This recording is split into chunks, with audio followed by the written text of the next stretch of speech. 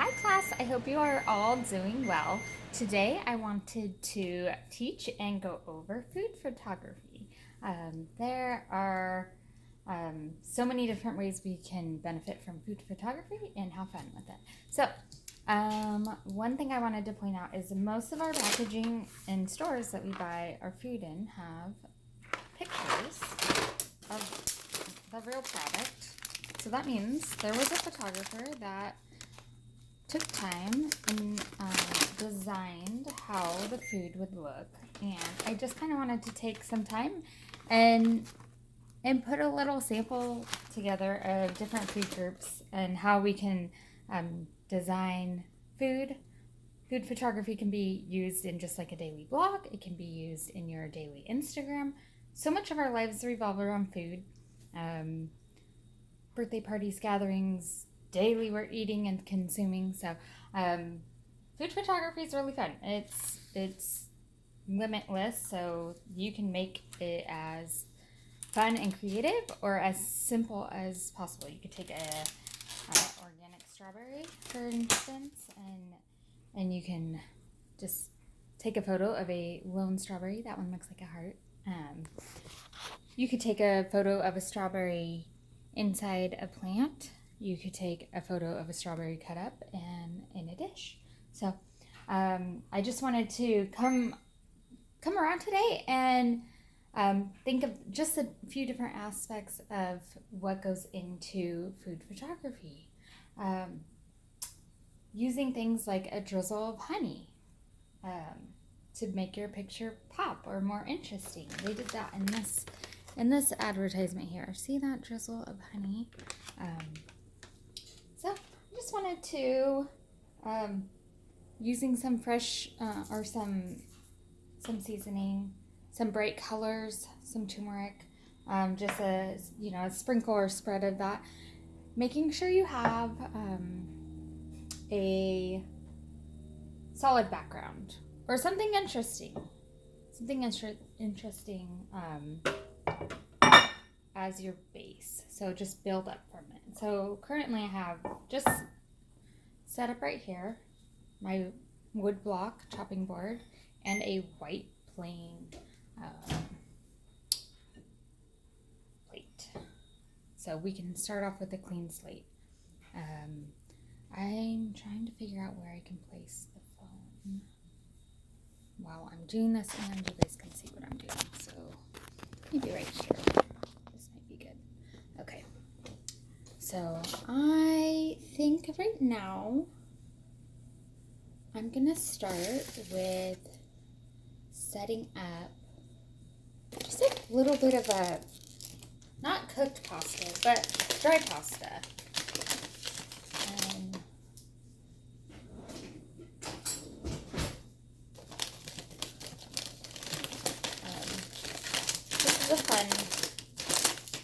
This is a fun pasta just because it's colorful, it's got a nice shape to it, and I'm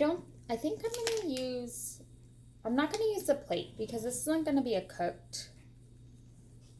These are just gonna be the ingredients that would go into making pasta. So I'm teaching a cooking class next semester, and this is something that we could just use as like a guide. Like, these are our ingredients we're using today.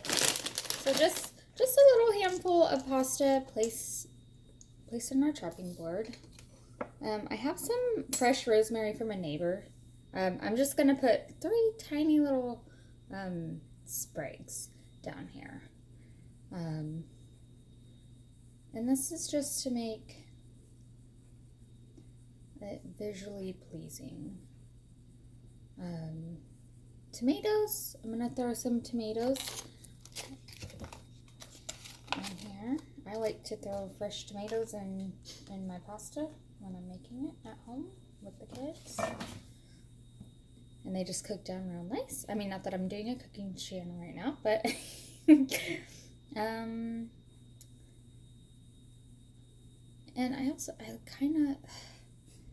I like to go with odd numbers when I'm displaying. I think it's a good contrast. So I'm going to do 3 tomatoes, 3 sprigs of rosemary. we have garlic. We can either go with this full garlic, and I think I'll do that because that's a pretty nice looking garlic. So not clove, just a full garlic.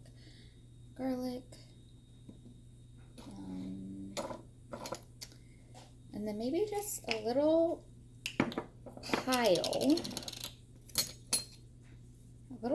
of turmeric. I just love turmeric. It's so bright.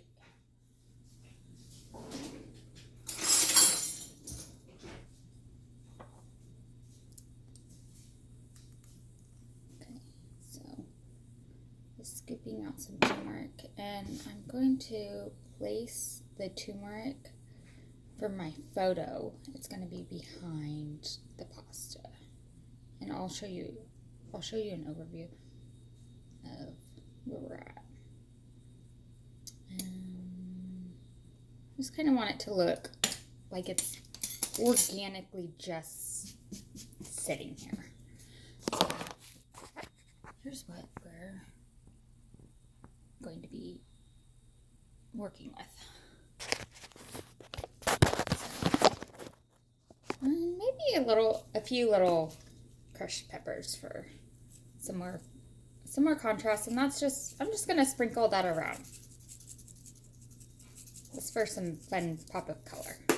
Okay, so this is what I'm working with.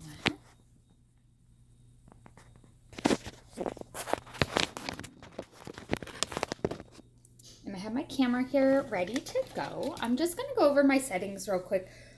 For indoor, my aperture or f-stop is at 4.0. That means my focal length, which I could open that up a little bit more because there's no background that I need to blur, but I'm just going to keep it at that for right now. My ISO is at 4,000. 4,000 is pretty high, but we're doing indoor, natural light from the window coming in. I do have this. I can turn that light off. Okay, so we're working with natural light. I love working with natural light, but so a higher ISO when you're working indoors. If you're working outside, bright light, you're gonna want a lower ISO, but indoors we're gonna want a higher. And then our shutter speed, I have that at 400. We're also going to be working with trying to catch some steam. So our shutter speed, we could probably lower to get the movement of the steam, or we could play around with that, lower or higher. But for right now, that's where my settings are at. I am going to just go straight above.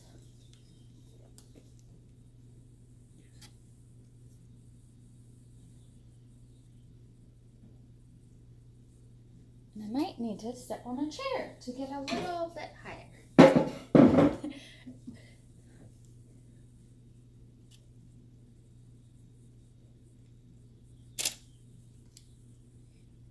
I'm going to take a couple shots here. Okay. I'm pretty happy with that.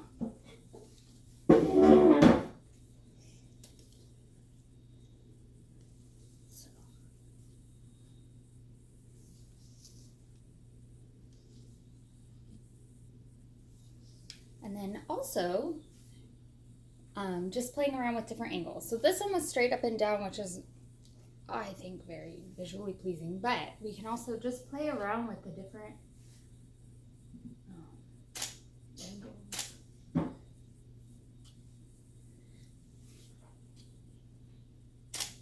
Got myself in that one in the background.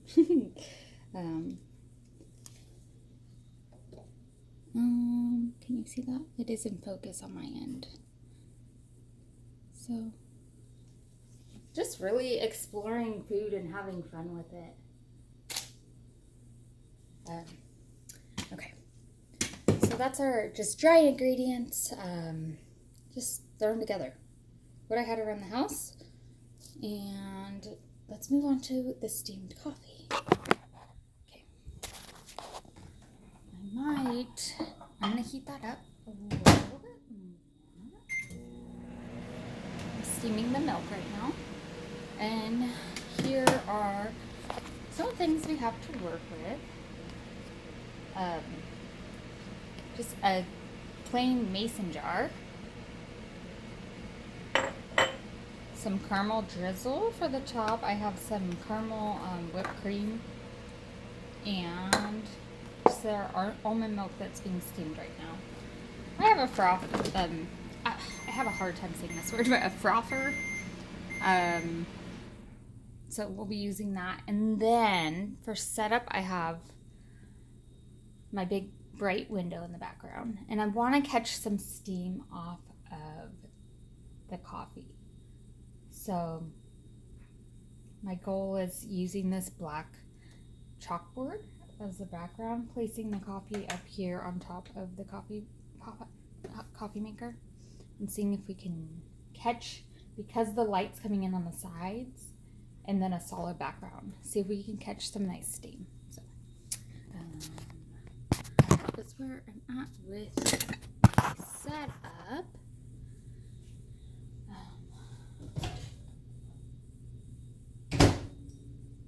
So just milk, and I'm gonna, ooh, you can just see the steam coming off of that right now. So this, just get this nice and foamy, and this is my actual coffee for today. So it's not going to waste. Oh!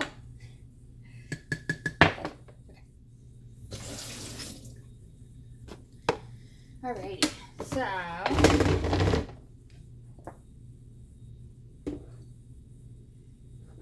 it's not very hot right now. What I'm going to do is I'm going to steam, because I made this coffee a little bit ago. I'm going to go heat the coffee up to see if we can get more steam.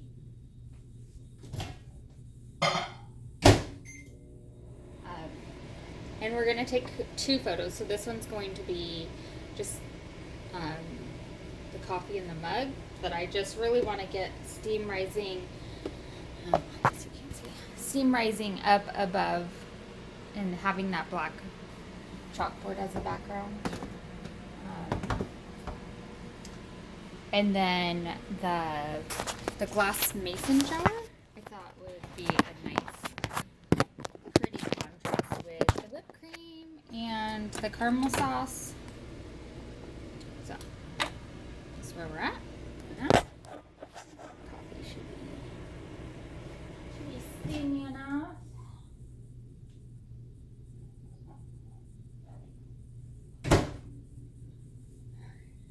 We have steam. You can't see. I can see.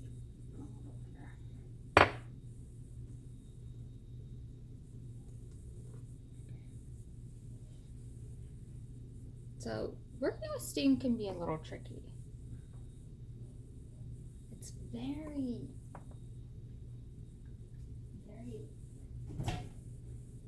temperamental.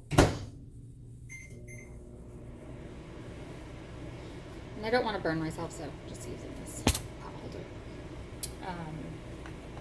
But playing around with the whipped cream and the drizzle, delicious, but also just, I mean, even see the whipped cream bottle.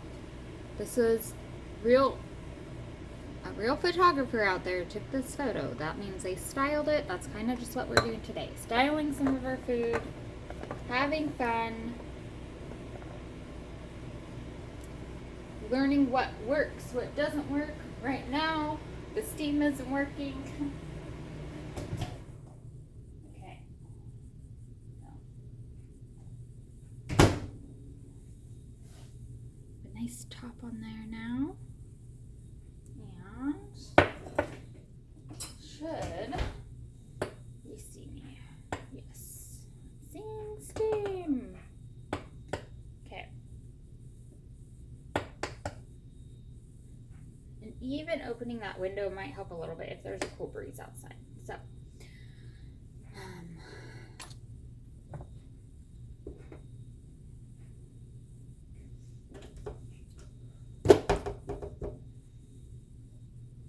am trying very hard to get this to work.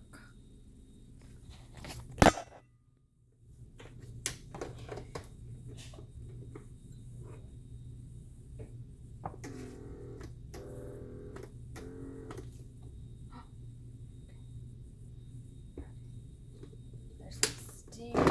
Okay, so my settings are the same. I'm going to take a test shot and see what I can see. Hi.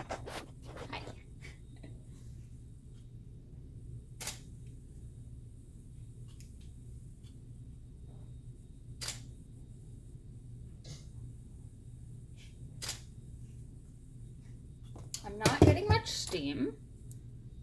And I feel like this coffee is really hot, but I think it's just trapped under the steam is trapped under the film. So I'm seeing steam when I'm using my spoon to just kind of get the steam out. So, hey, maybe if you have an assistant, like a sibling or a mom that can help you with this process, if you're going to try to take photos of steam.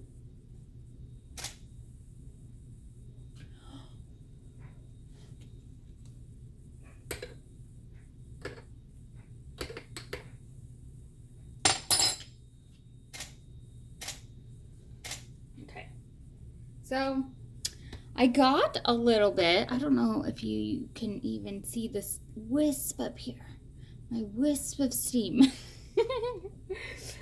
Let's see, mason jar, our mason jar. And then I'm going to pour this coffee into the mason jar over the sink.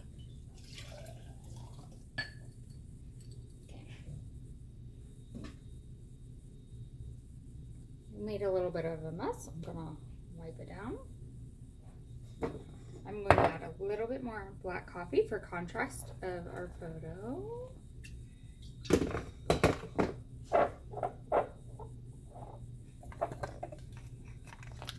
Some whipped cream.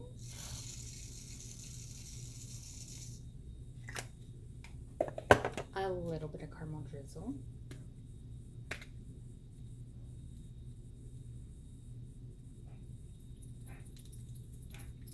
And making a little bit of a mess with it is fun. It's just for the photos. Not that I would want to drink it dripping down like that, but same thing. So this is our lovely creation. I'm gonna center this whipped cream a little better. And then I'm gonna put a little bit more whipped cream to just fill this out.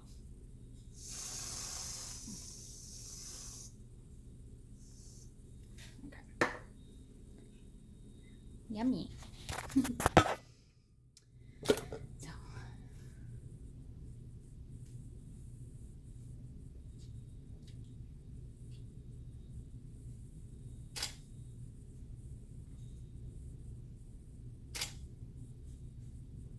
Okay. So this is our styled coffee. So, there's just a couple examples of how we could play around with our food in the kitchen. It can be used for stock photography, which you can, so real life application of food photography, as far as real life or professional photography, would be you're making money off of it. So you can sell these types of photos to stock photography for other companies. Say Hershey's needs pictures of their product. You're a photographer. You can make money off of it. A blog would be a hobby, but you can also make money from blogging. So those are some real life applications. Other just for fun, taking photos of your food. We spend a lot of time in food, making food, preparing food, eating food. So just documenting that for your life. But this was our photography class today. I hope you enjoy, and I hope to hear from you all soon. Bye.